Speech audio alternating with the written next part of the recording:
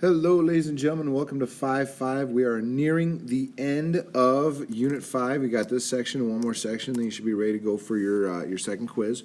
What we're talking about today is when we have to add probabilities. So you need to look at inclusive and exclusive events. That's kind of what the big picture here is. And figure out when do I need to add and how do I need to add them, because I have to be specific in how I do that as well. So let's kind of get and see what we're dealing with.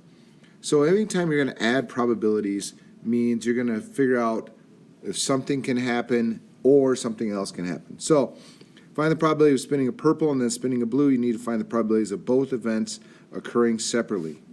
So spinning a purple and then spinning a blue are independent because one has no effect on the other. So over here, of purple, you have one section out of 6 sections.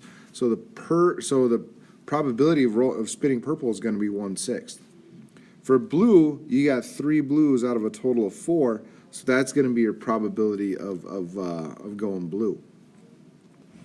So mutually exclusive means that two things cannot happen at the same time. So what that means is you cannot draw an ace and draw a 2 at the same time. You can't be both an ace and a 2. You're either an ace or a 2, and there's not really, there's no possible way that you're going to get both of those.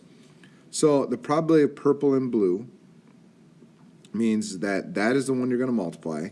So that'd be 1/6 times 3/4. So that's going to be 1/8. Probability of purple or blue is going to be this, is where you're going to add those two things together. All right, so what you're going to do is say, I'm going to take 1/6. I'm going to add 3/4. And here's where I got to do a little bit of remembering how to deal with fractions, because my answer is definitely not 3/10. Okay, that one doesn't work. I've got to get a common denominator, which in this case would be 12. And then I'm going to add those together, so that's going to be 11 out of 12. So that's going to be my answer there. So multiply this by 2, multiply this by 2, multiply this by 3, multiply this by 3. Now I can add them together. There's my probability. So one teacher must be chosen to supervise the senior class fundraiser. 12 math teachers, 9 language arts teachers, 8 social studies teachers, 10 science teachers. If a teacher is chosen at random, what is the probability that the teacher is either a language teacher, or a social studies teacher? Now this, we're assuming that there's nobody that's doubled up here. We're assuming that every math teacher is different than every language teacher, is different than every other teacher as well. So I mean, there's no way like saying, oh, they teach social studies and language arts. So a language arts teacher is going to be 9 out of 12, 10, 9, 8. So there's going to be 12, 10, and 17. So there's going to be 39 teachers. That's going to be my language arts. So plus the probability of social studies. Social studies is going to be 8 out of 39. So the probability of it being either language arts or social studies is going to be 17 out of 39, which is a little bit short of half. It's not quite halfway. It's not quite 50%. So 7 girls, 6 boys on the junior class homecoming committee. Subcommittee of 4 people is being chosen at random to decide the team. What is the probability that the subcommittee will have at least 2 girls?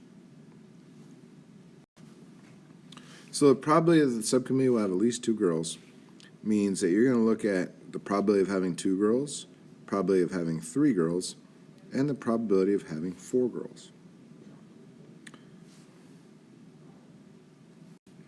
So you're going to add these 3 probabilities together. Now finding these probabilities is going to be a little tough, because you've got to go kind of like this. And the probability of 2 girls would be out of 7 choose 2, which means for 2 boys out of 6 choose 2, all out of 13 choose 4. And then that's going to give you that probability. For 3 girls, it's going to be 7 choose 3 times 6 choose 1 over 13 choose 4. And then for the probability of 4 girls, it's going to be 7 choose 4 times 6 choose 0 all over 13 choose 4. Now this is kind of from before.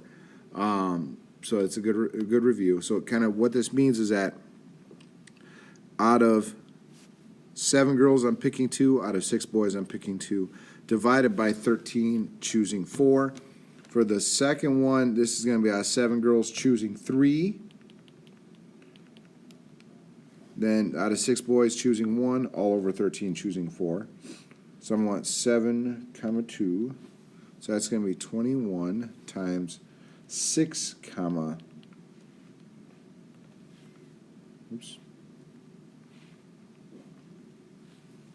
15, and then on the bottom, 13 choose 4 is going to be out of 715. Sorry, that's 15, not 18. Clean that up a little bit. So 21 times 15. So the probability there is going to be 315 over 715. All right, so 7 choose 3 is going to be 35. 6 choose 1. Anytime it's choose 1, it's just 6. So I want 35 times 6, and that's going to be 210 out of 715. And then just 7 choose 4, because anytime that you've got something choose 0, that's just 1. So it's going to be 35 out of 715. So what I want to do is I want to add all these things together. So 315 plus 210 plus 35. So that's going to be 560 out of 715. So that's going to be my probability, which is about 78%. So there's about a 78% chance you're going to have at least 2 girls. So 2 girls, 3 girls, 4 girls.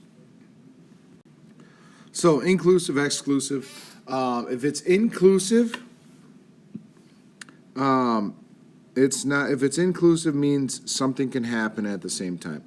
So if I said drawing a king or a spade, that's possible because there is a card that is both a king and a spade. And when you have inclusivity like this, this is where you've got to kind of think about this. You counted something once here and once here. So you counted it twice, but you only want to count it once, so you got to take one of those away. All right? Well, let me kind of tell you what I'm talking about. 1,400 students, 550 take Spanish, 700 take biology, 400 take Spanish and biology. What is the probability that a student at random selects take Spanish or biology? So if you have probably Spanish, si español, so that's 550 over 1,400, plus the probability of bio, that's going to be 700 out of 1,400. But you got to realize 400 of these guys got counted twice because they're part of both. So I've got to subtract that 400 once, okay, because they got counted here and they got counted here. So you've got overlap by 400. So I got to take that away. So that becomes 300. That becomes 850 over 1,450. And that ends up being my answer right there. 850 divided by 450. Or 1,440, sorry. So that ends up being my answer. So 2,400 subscribers to an internet service provider, 12 own brand A, 5 own brand B, 100 both own both A and B. So if it's going to be brand A or brand B, this is going to be inclusive. You can own both of these. So for probability of A, it's going to be 1,200 out of 2,400. Probability of brand B is going to be 500 over 2,400. Then you got to subtract A and B. So 100 people own A and B. So 1,200 plus 500, 1,700 minus, so that's going to be 1,600 out of 2,400, which if you're clever with fractions, remember anything with fractions, 16 out of 24. Both divided by 8 becomes 2/3. There's my answer. So take a look. What's the probability of drawing a jack or a spade? So you got to think a little bit. Can you be both? Can you be a jack and can you be a spade at the same time? And that answer is yes. So that's going to be inclusive. So probability of a jack is going to be 4 out of 52. Probability of a spade is going to be 13 out of 52. But you got to realize there's a card that got counted twice. This card right here, the jack of spades. So you got to subtract 1 over 52. So that's 17, so that's going to be 16 out of 52. There's my answer right there. Simplify it, and it's going to be 4 out of 13. So it's about 30%, 30.7%. There's my answer. So what's the probability of drawing a queen, then a jack, if the first card is not replaced before drawing the second? So, first off, it's going to be dependent by a lot, so you're going to be dependent here. And then it's going to be queen, then a jack, so you're going to be dependent and mutually exclusive. Well, you're drawing 2 cards, so that really doesn't come into play. So, probability of drawing a queen is going to be 4 out of 52. And then the probability of drawing a jack is going to be 4 out of 51. And then, I'm sorry, this is going to be and. This is going to be and, so I want to multiply those two things. So I want 4 divided by 52 times 4 divided by 51.